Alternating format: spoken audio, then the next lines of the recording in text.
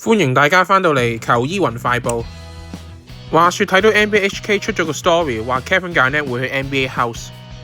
作為 KG 嘅忠粉，真係興奮到即刻執晒啲收藏出嚟啊！唔同年代 KG 嘅簽名都會有唔同。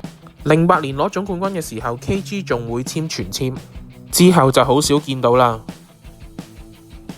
每一款 KG 着過嘅波衫，我都希望可以收藏到。希望有一日可以 show 俾 KG 睇所有嘅波衫收藏。今次 KG 係以前 Brooklyn Nets 球員身份出席 NBA House， 咁我就拎兩件比較特別嘅籃網波衫出嚟講下啦。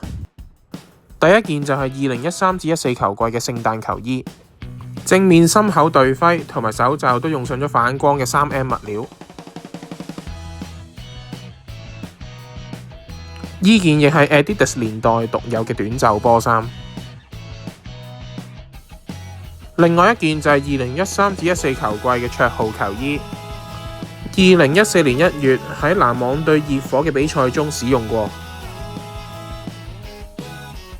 背脊就用咗 KG 嘅綽號 Big Ticket， 希望喺中國賽有機會見到 KG 啦。